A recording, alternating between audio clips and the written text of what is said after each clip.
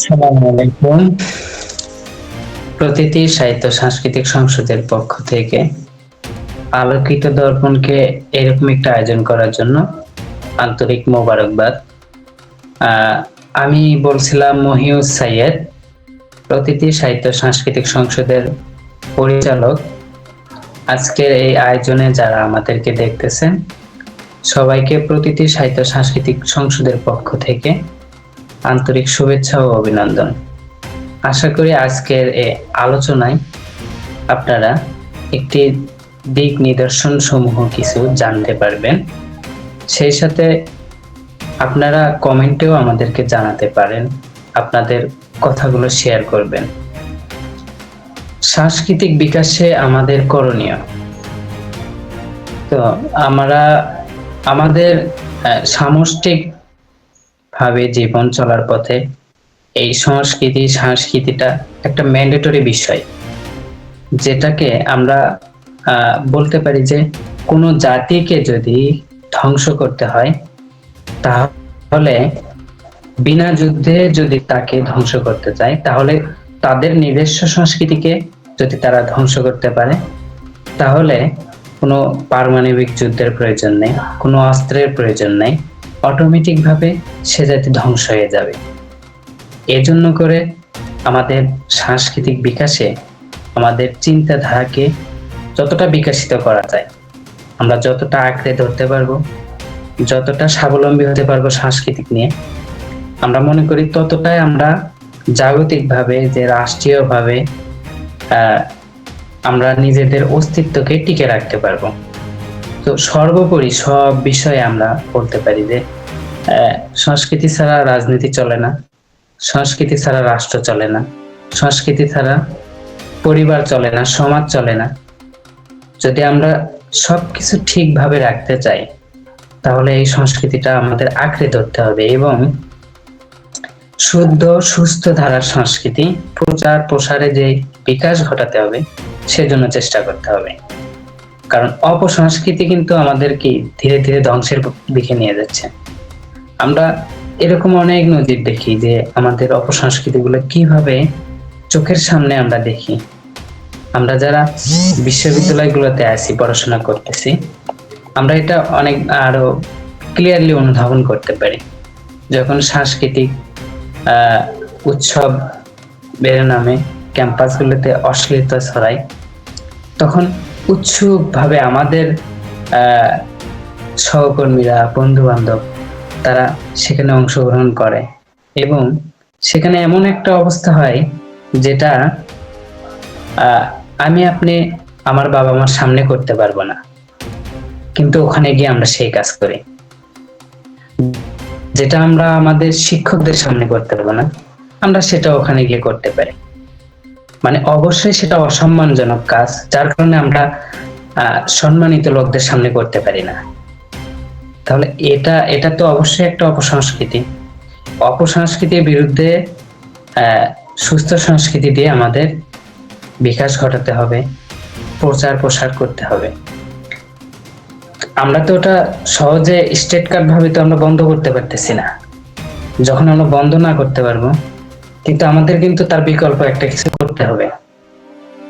আমাদের তো চোখের সামনে তো তাদের ধ্বংস হয়ে যাচ্ছে, আমরা তো সেটা দেখতে পারবো না। তাদেরকে আমাদের বুঝাইতে হবে, মন মগজের সংস্কৃতি লালন করতে হবে, কিন্তু সেটা সুস্থ, সুন্দর, শুদ্ধতার সংস্কৃতি। আশা করি যে আমার ভূমিকার শুরুতে সংক্ষিপ্ততে কথাতে এটা ক্লিয়ার যে বর্তমান সমাজে যে সংস্কৃতি প্রচলন আছে, যেভাবে যুব সমাজ ধ্বংস হয়ে যাচ্ছে, এটা আসলে সুস্থ সংস্কৃতি না। এটার যদি বিকাশ ঘটে তাহলে এই সমাজ ধ্বংস হবে, মানে অবশ্যই হবে। ধ্বংসের পথে আমরা ধাবিত হচ্ছে দিন দিন। তো আমরা যেটা দেখি, আমি তো এক কালচারাল অঙ্গনে আছি, এছাড়াও কালচারাল অঙ্গনে থাকার কারণে সব ধরনের কালচারাল অঙ্গনের সাথে কথাবার্তা, চলাফেরায় অনেক কিছু শিক্ষা পেয়েছি, জানতে পেরেছি। যেটা যেটা দেখি আমরা যে সংস্কৃতি তো জ্ঞান, বিশ্বাস, শিল্পকলা, আইন, রীতি নীতি, ক্ষমতা, দৃষ্টিভঙ্গি সবগুলোতেই সংস্কৃতি। শুধুমাত্র যে সাংস্কৃতিক কাজগুলো, নাটক, অভিনয়, শুধুমাত্র এটাই যে সংস্কৃতি তা না। আমার চলাফেরাও, আমি কিভাবে চলতেছি, আমার চলাফেরাতেও বোঝা যায় যে তার মাঝে সংস্কৃতির লালন আছে কিনা, সে ভিতরে সংস্কৃতিটা লালন পালন করে কিনা। তো প্রত্যেকটা ব্যাপারে সংস্কৃতি সম্পৃক্ত, জড়িত। তো এর একটা অংশ হচ্ছে সংস্কৃতি, যেটার মাধ্যমে আমরা করে থাকি, শিল্পকলার মাধ্যমে যেটা আমরা করে থাকি, যে আপনার অভিনয়, নাটক, গান, কবিতা, এগুলো এটা হচ্ছে খুব দ্রুত ছড়ানো যায়। এগুলোর মাধ্যমে যখন আমরা কাজ করি, সেটা সমাজের মাঝে, দেশের মাঝে খুব দ্রুত ছড়ানো যায়। একটা নাটক অনেক কিছু মেসেজ বহন করে, সমাজে ভালোকে প্রমোট অথবা খারাপকে প্রমোট, এই দুটাই করে, হয় ভালো না হয় খারাপ। তো সেক্ষেত্রে আমরা কিন্তু যেটা দেখি, এখন বলতে হয়, না বলে উপায় নেই, যেটা আমরা দেখি যে ব্যাচেলর পয়েন্ট নাটকটা ছিল, ওটাতে কি পরিমাণ ইয়াং জেনারেশনকে ওখানে যেটা যেটা প্রমোট করা হয়েছে, কিশোর গ্যাংকে প্রমোট করা হয়েছে। এছাড়া যে কথায় কথায় বা আমরা কথোপকথনের মাঝে একটা নাটকগুলোতে গালাগালি, যেটা যেটা কিন্তু এই ইফেক্টটা কিন্তু সমাজের মধ্যে পড়ছে অলরেডি। আমরা যখন ওটা নাটকের মধ্যে সীমাবদ্ধ না, আমরা রাস্তাঘাটে চলতেও কিন্তু অনেকের মাঝে এই কথাগুলো শুনতে পাই। ওরা ওই তালে, ওই সুরেই গালাগালি করে, যেটা ওই নাটকের মধ্যে হয়েছে। অবশ্যই এটা তাহলে তারা কিরকম সংস্কৃতি বা সংস্কৃতি প্রমোট করলো সমাজে। তো এই ধরনের নজির বা উদাহরণ অহরহ আমাদের মাঝে আছে, যে সংস্কৃতিগুলো ধীরে ধীরে নৈতিকতার অবক্ষয়, সমাজের যুব সমাজের অবক্ষয়, সেই সাথে অপরাধমূলক কাজ করতে তারা উৎসাহ পাচ্ছে এইসব দেখে দেখে। বাংলাদেশের সংস্কৃতি প্রেক্ষাপট আমার কাছে যেটা মনে হয়, অনেকটা আমরা নিজস্ব সংস্কৃতি বলতে পারি না, এখানে কিছু মিক্সচার, যেটা মিক্সচার বিভিন্ন দেশ থেকে আমাদের সাথে মিক্স হয়ে আমরা সেটা লালন পালন করে থাকি বাংলাদেশের সংস্কৃতি। এখন এর মাঝে আমরা যেটা দেখি, তবে এই বাংলাদেশে আমাদের অনেকটা ইতিহাস, অনেক পিছন থেকে আসতে হবে এ ব্যাপারে কথা বলতে গেলে অনেক কথাই আসবে। শুরুতে আমাদের ভৌগোলিক অবস্থান চলে আসবে, যেহেতু বাংলাদেশ ভৌগোলিক অবস্থান, আর ভৌগোলিক অবস্থানের পরেই আসলো আমাদের ম্যান পাওয়ার, জনশক্তি, মানুষ কতগুলো অবস্থান করতেছে দেশে, এখন কতগুলো মানুষের মধ্যে কোন ধর্মের মানুষ বেশি, কোন ধর্মের মানুষ কম, এখানে আসে আর একটা তো আমরা জানি যে আমাদের দেশে 90% মুসলমান বসবাস করে। সেক্ষেত্রে আমরা জানি যে ভারতবর্ষ যখন ভাগ করা হয়, তখন এটা করে ভাগ করা হয়েছে যে ওই পাশে মুসলিমরা বেশি, ওই পাশে ভাগ, ওরা এক সাইডে থাকুক, এইভাবে ভাগ করা হয়েছে। ওই সময় আরো অনেক ঘটনাবলী আমরা জানি যে বাংলাদেশের অনেক মুসলিম,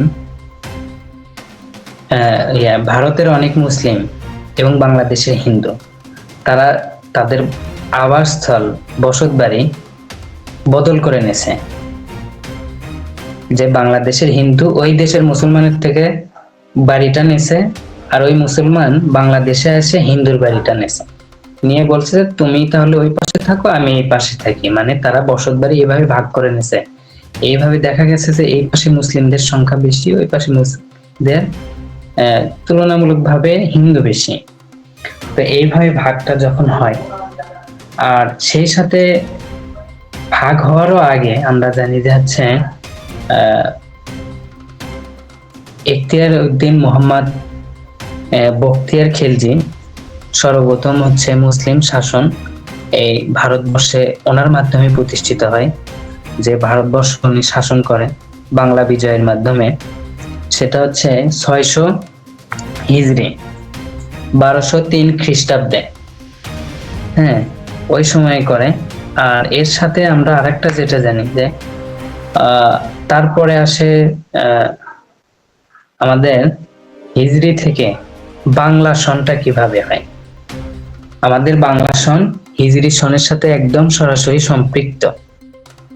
আমরা জানি যে সন দুই ভাগে ভাগ করা যায়, বা একটা হচ্ছে চন্দ্র সন আর একটা হচ্ছে মানে সূর্য সন, চন্দ্রের উপর ভিত্তি করে, আর একটা হচ্ছে সূর্যের উপর।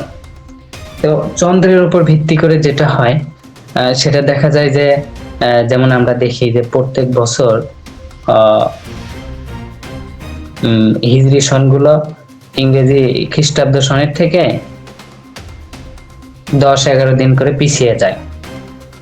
সন কিন্তু সমান না। তো ওইটার ধারাবাহিকতায় হিজরি সনটা কিভাবে প্রতিষ্ঠা হয়েছে সেটাও আমরা জানি যে হযরত মুহাম্মদ সাল্লাল্লাহু আলাইহি ওয়াসাল্লাম যখন হিজরত করে তখন থেকে গণনা হয়। তো ওই সময় এটা প্রচলন ছিল যে কোনো ঘটনাকে কেন্দ্র করে তখন থেকে দিনক্ষণ ঘোষণা মানে গণনা শুরু হয়, সেটাই সন বা সাল হিসেবে পরিচিত। তো এরপরে যখন মুঘল সম্রাট আকবর যখন বাংলার শাসন করেন, তার সময় তিনি হচ্ছে মন্ত্রিসভায় বাংলা সনের জন্য ইয়ে করেন, যে বাংলা সন করার জন্য আমির ফতেউল্লাহ সিরাজিকে দায়িত্ব দেন। তখন ওই আপনার হিজরি সনের সাথে মিল করে এটাকে সূর্য সনে কনভার্ট করে নিয়ে আসে। মূলত এটা শুরুতে মানে চিন্তা ভাবনা যে আমরা বাংলা সন ফসলের সাথে, যে এই ফসল কিভাবে কোন সময় উঠবে এর উপর ভিত্তি করে এবং হিজরি সনের সাথে মিল রেখে তারা বাংলা সনের প্রবর্তন করে। তো অবশ্যই এটা আমরা বুঝতে পারলাম যে হিজরির সাথে সরাসরি সম্পর্কিত। আর হিজরি সনটা কিভাবে গণনা হয় সেটাও আমরা জানি। তারপর আসেন এটা হিজরির সাথে সম্পর্কিত হওয়ার পর দ্বিতীয়ত ব্যাপার হচ্ছে সে সময় যখন বাংলা সনের প্রবর্তন হয় বা আমাদের বৈশাখ মাসে শুরু বাংলা সন, বৈশাখ মাসের পহেলা বৈশাখ। তো ওই সময় একটা প্রচলন ছিল, ওই সময় যে পহেলা বৈশাখে হালখাতা হতো, তারপরে আপনার মসজিদে মসজিদে মিলাদ করতো যে আমাদের গত দিন খারাপ গেছে, সামনের বছর যেন ভালো হয়, তার ফিরনি পায় সেই সব নতুন ফসল দিয়ে করে সবার মাঝে বিলিয়ে দিত। পুরাতন হিসাব নিকাশ বন্ধ হতো, নতুন হিসাব নিকাশের শুরু হতো। তো সেই সময় প্রচলন, সেই সংস্কৃতি আর আজকে যে বৈশাখ পালন করা হয় সেই সংস্কৃতি কি আর এখন আছে? আমরা কি সেই মূলে এখনো আছি? আমরা কিন্তু মূলে আর নেই। আমরা অস্তিত্বকে ভুলে যেতে বসেছি, ঢুকিয়ে দেওয়া হয়েছে আর কি। আমরা পালন করতে করতে এরকম একটা অবস্থায় এসে গিয়েছি যে আমরা বাংলাটাকে ভুলে গেছি, আমাদের অস্তিত্বটাকে ভুলে গেছি। আমরা যদি বলি যে হিন্দুত্ববাদ বা পার্শ্ববর্তী দেশ, তারা আমাদের প্রভাব কিভাবে খাটাচ্ছে? কারণ আমাদের মন মগজে মস্তিষ্কে তাদের কালচার, তাদের সংস্কৃতি ঢুকিয়ে দিয়েছে। কারণ এমন হয়ে গেছে যে আমরা তাদের ছাড়া চলতে পারবো না। আমাদের পিঠাপুলির একটা গ্রাম্য একটা ঐতিহ্য ছিল, যেখানে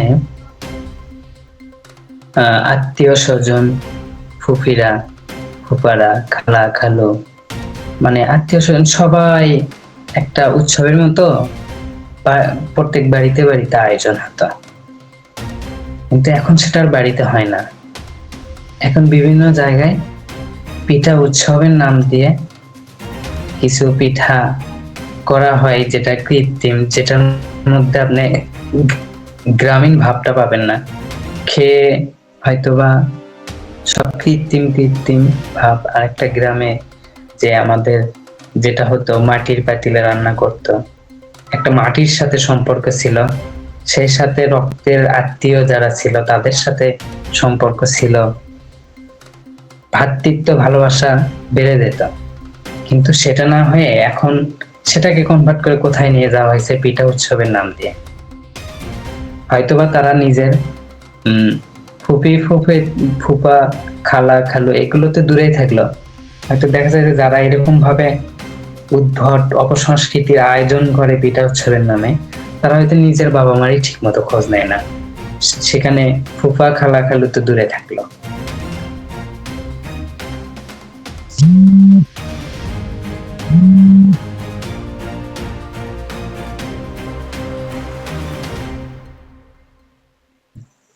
জি অবশ্যই আমরা অনেকটা পিছিয়ে গেছি, তবে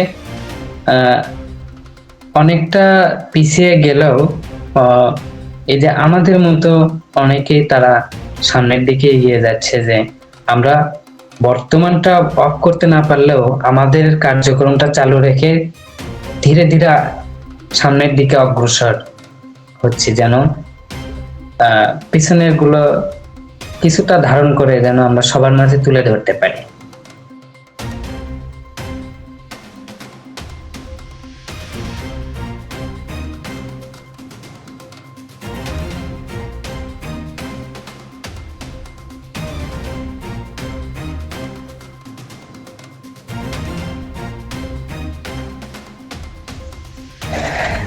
ধন্যবাদ। অবশ্যই এটা আগ্রহ প্রকাশের একটা এটা একটা প্রতিযোগিতার একটা বিষয়। এখানে আমরা যদি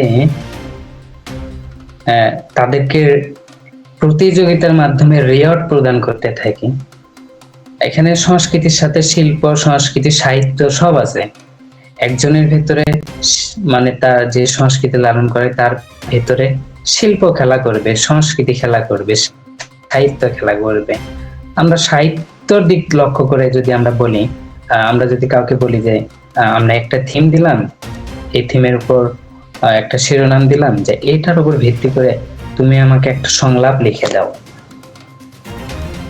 সংলাপটা কেমন সেটা আমরা ভালো একটা টপিক মেসেজ দেওয়ার চিন্তা ভাবনা করলাম যে সমাজের মাঝে, সেই ভালো মেসেজটা সবার মাঝে ছড়িয়ে দিলাম, যে চারটা ভালো হবে সেটা আমরা কি করব, স্ক্রিপ্টটা সেটা নিয়ে, কথোপকথন ডায়লগটা নিয়ে আমরা নাটক তৈরি করব, এবং চারটা ভালো হবে তাকে আমরা পুরস্কৃত করব। এবং এটা অবশ্যই একাডেমিকলি প্রাতিষ্ঠানিকভাবে অনেক কিছু এগুলো আয়োজন করা দরকার বেশি বেশি করে, তাহলে মনে হয় যে আগ্রহটা বাড়বে সবার।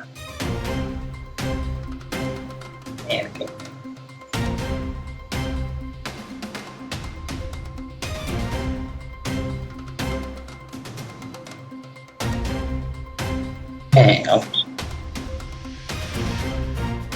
অবশ্যই।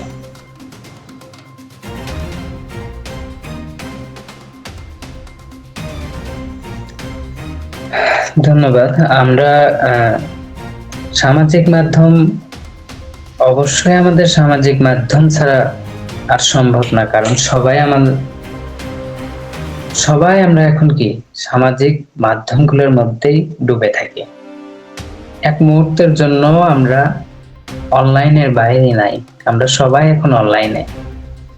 এটা অবশ্যই আমাদের হচ্ছে সামাজিক মাধ্যমগুলো ব্যবহার করতে হবে, সেই সাথে সামাজিক মাধ্যমগুলো তো ব্যবহার করতে হবে মাধ্যম ছাড়াও, যেগুলো আমরা অফলাইন বা যেটা বলি পথনাট্য, মঞ্চনাট্য, যেটা সরাসরি। এখানে আবার হয় কি যে আমরা ফিডব্যাকটা তখনই পেয়ে যাই যখন আমরা একটা নাট্য করলাম, সামনে আমার অডিয়েন্স আছে, অডিয়েন্স দেখার পরে সাথে সাথে ফিডব্যাক পাওয়া যায়। কিন্তু সামাজিক গণমাধ্যমগুলো হয় কি যে সামনাসামনি বা সাথে সাথে ফিডব্যাক আসে না।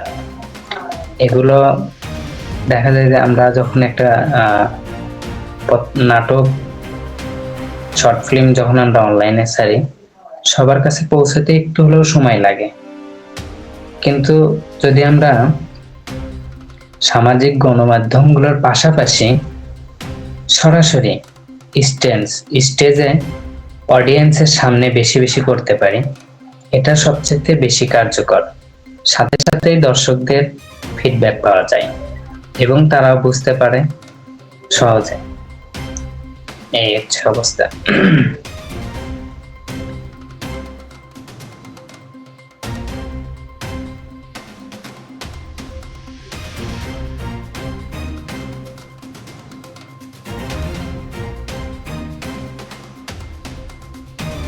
হ্যাঁ, সেক্ষেত্রে আমাদের বেশি বেশি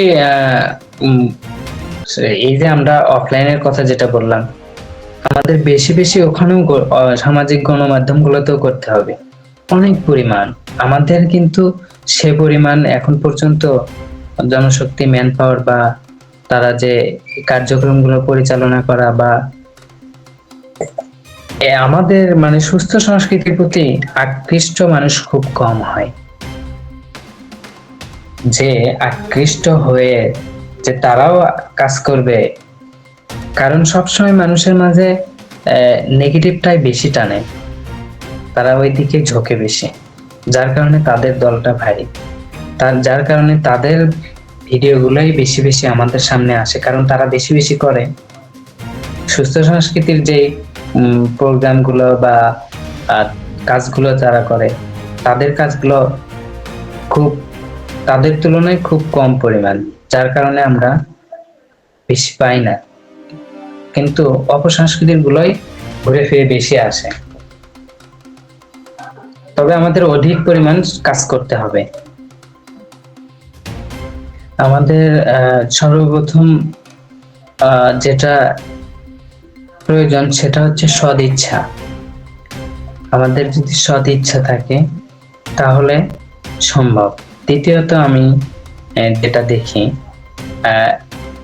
আমরা বেশিরভাগ মুসলিম এই দেশে বসবাস করলেও ইসলামিক কালচার বা সাংস্কৃতিকের জন্য আমরা ওই পরিমাণ স্পন্সর পাই না যে পরিমাণ অপসংস্কৃতি বা অন্যান্য যারা আছে তারা পেয়ে থাকে।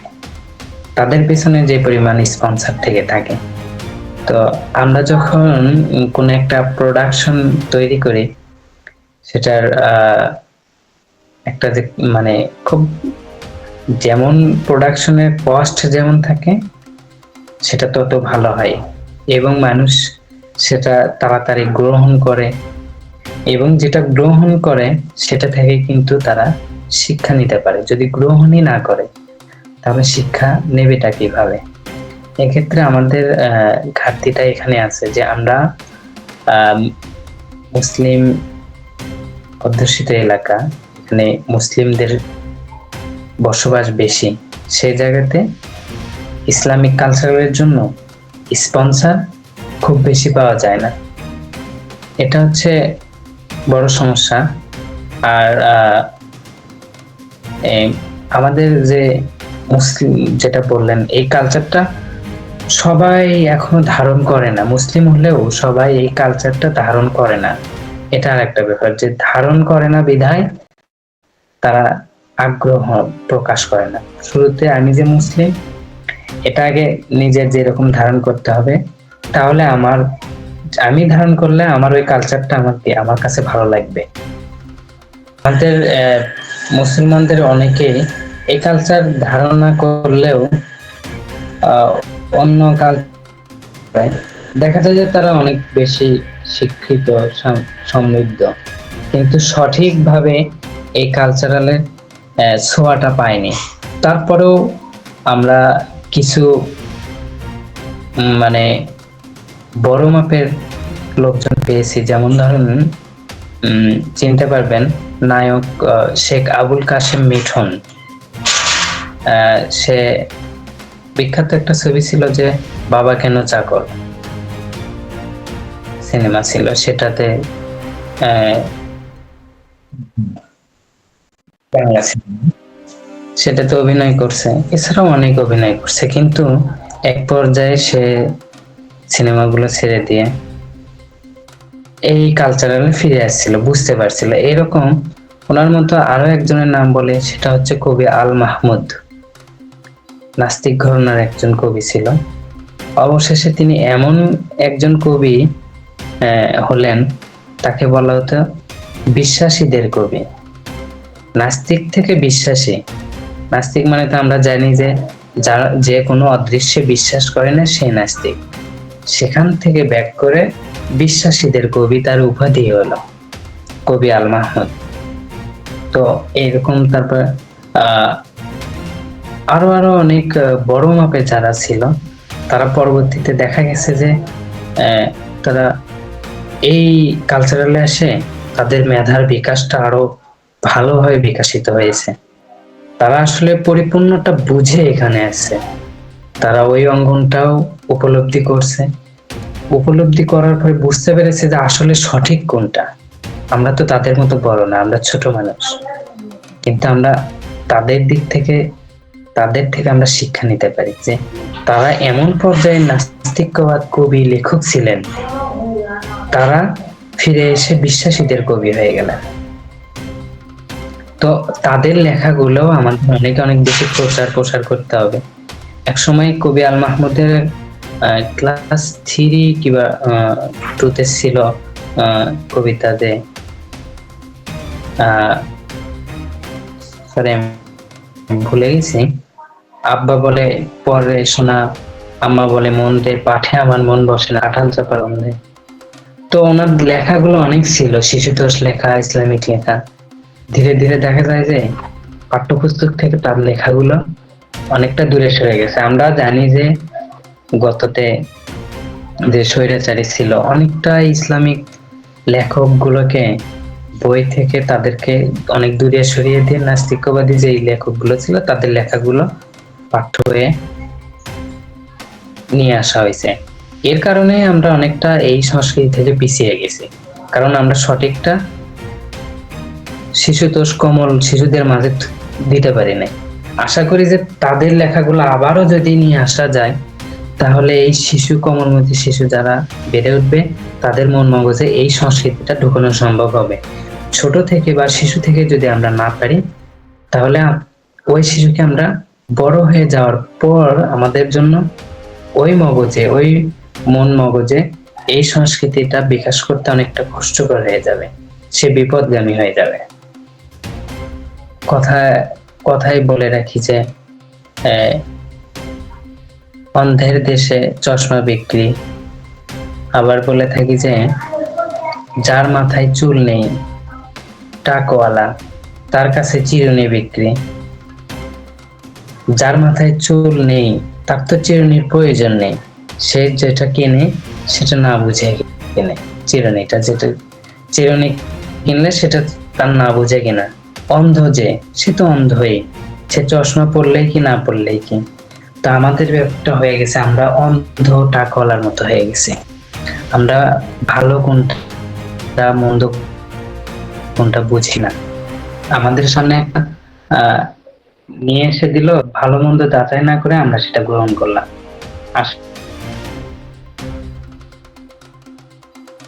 আসলে আমাদেরকে দমিয়ে রাখার জন্য আমি শুরুতেই বলছিলাম যে একটা দেশ ও জাতি করতে হয়, সেই দেশের সংস্কৃতিটাকে ধ্বংস করতে হবে।